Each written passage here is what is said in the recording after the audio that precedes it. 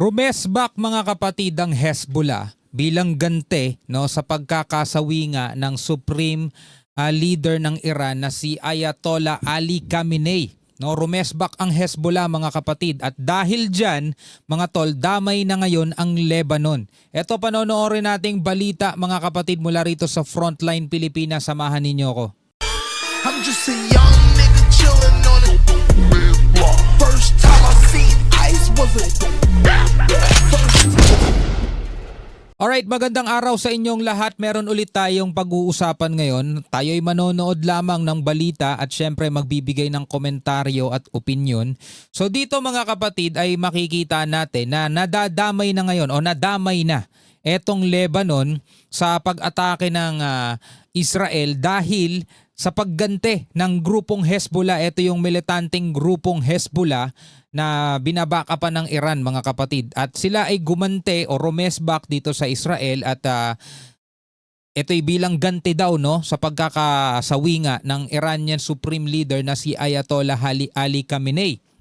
At dahil dyan mga tol, ang Lebanon kung nasaan ng Hezbollah mga kapatid ngayon ay pinupuntirya na rin ng Israel mga kapatid. Panoorin natin to mga tol, samahan ninyo ko. Ayan Nabati, Lebanon. Sa video ang pagtama ng Israeli airstrike sa Nabatia, Lebanon. Nabatia. Ang pag-ataking yan nangyari malapit lang sa eskwelahan.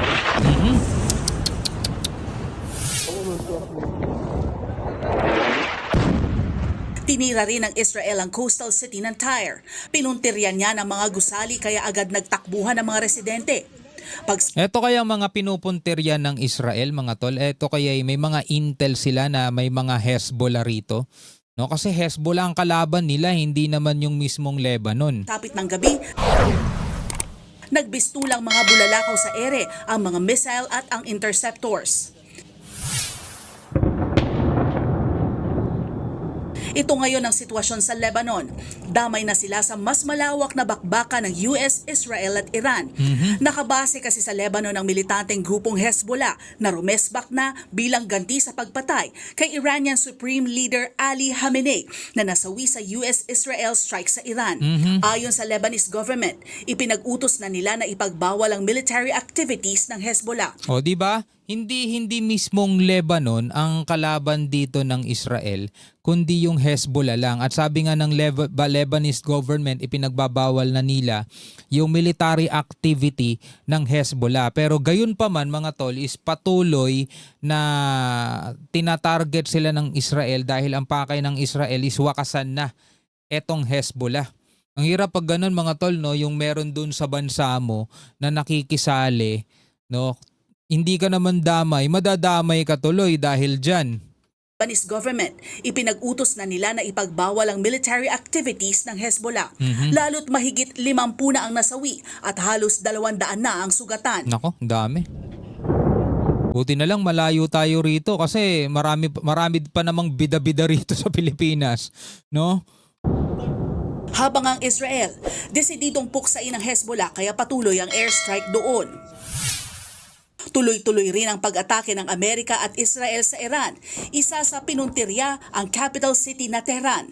Naglabas pa nga ang US Central Command ng bagong video sa pag-atake nila sa Iran. Okay, may kinalaman dito mga kapatid, yung pag-uusapan natin din ngayon. Kasi nga marami tayo nababasa na dapat daw alisin na mga kapatid ng Pilipinas ang mga EDCA sites dito. Bagamat hindi ito American bases, marami naman daw mga Amerikano rito. Actually, ang meaning ng EDCA, mga kapatid, is Enhanced Defense Cooperative Agreement. Diba? So, cooperation yan sa Pilipinas at saka sa Amerika dahil nga ano natin sila, diba?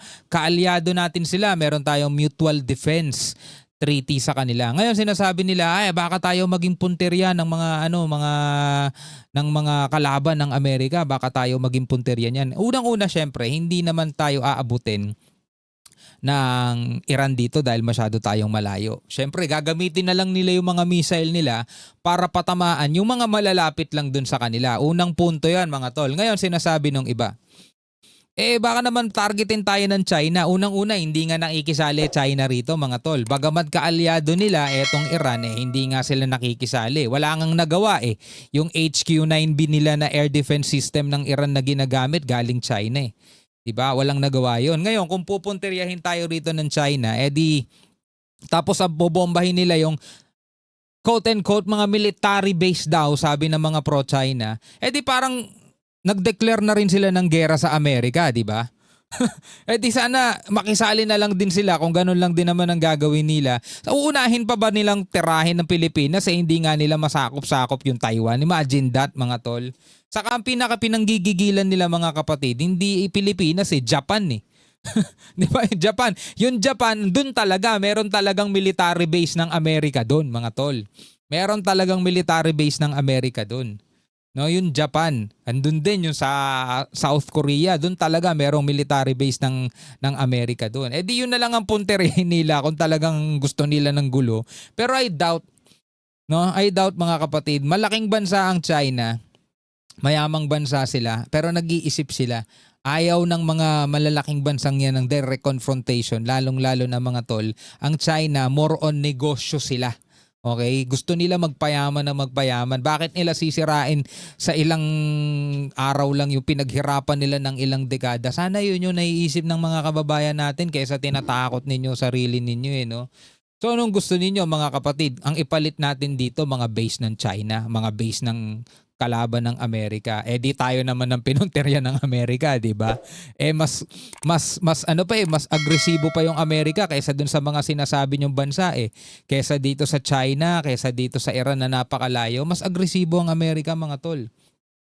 Pag naging kalaban natin ng Amerika, dun kayo matakot. Kasi pag ang Amerika nagbanta na susugurin nila, pupunteryahin nila, mas tinototoo nila mga tol Mas tinototoo nila yung banta nila Kita nyo naman kung anong nangyayari ngayon sa Middle East, di ba? Pag pinagbantaan ng Amerika, tinototoo nila Tignan nyo yung nangyari dun sa Venezuela, pinagbantaan ng Amerika, di ba? Tinotoo nila. Di ba? Ngayon, mas maganda, wala tayong kaaway sa kanila. Yun ang dapat isipin ninyo. Kung gusto ninyong dumikit sa China, go ahead, pero wag ninyong itataboy ang Amerika. Kung gusto naman ninyong dumikit sa Amerika, go ahead, pero wag naman ninyong itataboy pa yung ibang bansa. Diba kasi yun yung foreign policy natin friends to all, enemy to none. Kaso kahit naman gano'n ang gawin natin, merong mga bansang nagtataboy mismo sa atin at umaagaw mismo ng teritoryo natin. O yun ang tingnan nyo kung sino yung mga yun. Base sa ulat, tinamaan sa airstrike ang Natanz nuclear facility ng Iran. Wala pang kumpirmasyon dyan ng Iranian officials. Pero bukod dyan, nasa pool din ng pag-atake ng Amerika at Israel ang 9 na ospital doon. Kaya ang Iran patuloy ang pagpapakawala ng missile. Namataan yan sa West Bank at ilan pang lugar sa Israel. Pero natatabla ang mga ito kaya debris ang karamihang nagbabagsakan sa lupa. Damay rin sa sigalot ang mga Gulf states na may base militar ng Amerika. Katunayan, pinasabog nga ng Iran ang US Embassy sa Riyadh, Saudi Arabia. Nako, pinasabog daw ng Iran ang US Embassy sa Saudi Arabia. Nako, may magagamit na naman dito yung iba. Paano yan? May US Embassy rito sa Pilipinas. Patay na. Gagamitin na naman nila mga tol. No? Ipipilit na naman nila nga abutin tayo ng Iran dito. Sunog din ang Saudi Arabia ng Iran ang US Embassy sa Riyadh, Saudi Arabia. Nasunog din ang Saudi Aramco's oil refinery matapos bagsakan ng drone debris. Hindi pa mga kapatid hindi pa nakikisali etong mga bansang to. Mga rin to, mga Muslim country din to mga tol. Kung tutuusin parang iisa lang sila ng religion. Ang ginagawa ng iba mga tol, sinasalag lang nila katulad halimbawa ng Kuwait ba? No, na-report na 2 Iran fighter jet ang napabagsak nila mga tol. Yun yung report na natatandaan ko Kuwait. No, etong mga to is sumasalag pa lang sila. Pero ayon dito sa isang post mga kapatid, ito pakita ko sa inyo mula rito sa Archlight. Sabing gano'n naglabas ng isang matibay na magkasanib na pahayag ang Saudi Arabia, Qatar, Kuwait, Oman, Bahrain at United Arab Emirates na iginiit ang kanilang karapatan na tumugon ng matatag sa anumang banta o agresyon mula sa Iran. Ito mahirap sa Iran mga tol. Ang dami nilang kalaban. Kapag etong mga to nagsalib-sanib lahat yan, 'di ba? kasama pa yung Amerika at saka yung Israel. Hindi natin alam mga tol kung ano susunod na mangyayari, pero parang matatalo Iran pag ganyang karami ang kalaban nila. Pero hindi natin alam kasi kung ano yung mga capability nitong mga to nitong mga country na to No, pero sana talaga matapos na tong mga kaguluhan na yan. Ang pagkakaisang ito ng mga bansang Gulf ay dumarating sa gitna ng tumitinding tensyon sa rehiyon na maaaring magdulot ng pagbabago sa balanse ng kapangyarihan sa gitnang silangan. Binibigyang diin ng kanilang pahayag ang pangako sa pagpapanatili ng soberanya at katatagan ng rehiyon habang patuloy ang mga kilos ng Iran na itinuturing nilang mapanukso o provocation. Magbubukas kaya ito ng panibagong yugto ng komprontasyon? Ano sa tingin ninyo mga tol, no? Tuloy natin itong balita. Patuloy rin ang pag-atake sa US military bases sa Qatar. Gayon din sa Kuwait. Nasapul pa nga sa video ang pag-usok ng US Embassy roon. Ito pa, 3 fighter jet ng Amerika ang nag-crash. Aksidente itong napaputukan ng kaalyado nitong bansa sa Kuwait. Tinawag naman nila itong friendly fire incident. Friendly fire. Ligtas din ang 6 na Amerikanong sakay nito, pero pinaiimbestigahan na ito ng Amerika. Dahil sa patuloy na pag-atake ng Iran, nag-abiso na ang US State Department na umuwi na ang mga Amerikanong non-emergency staff mula Bahrain, Jordan at Iraq. Nananatili ring sarado ang airspace ng mga bansang nadamay sa Middle East. Una nang sinabi ng Israel at ni US President Donald Trump na ang ginawang pag-atake sa Iran ay para puksain ang nuclear program nito dahil bantayan sa Amerika. Pero sa panibagong panayam kay Israeli Prime Minister Benjamin Netanyahu, lumulutang na ang gusto nila ay pagpapalit ng rehimen sa Iran. Sinabi na rin ni Trump na posibleng tumagal ng 4 na linggo o higit pa ang military operation sa Iran. Sagot dyan ng Iran, handa sila para sa mahabang giyera. Ang Iran handa para sa mahabang giyera. Ang Amerika at Israel siguro bago naman nila to sinimulan, siguro handa rin naman sila mga tol. Pero may mga naglalabasang report na paubos na daw ang mga missile ng Amerika. Well, kung totoo man yun mga kapatid, isang malaking pagkakamali yun sa Amerika.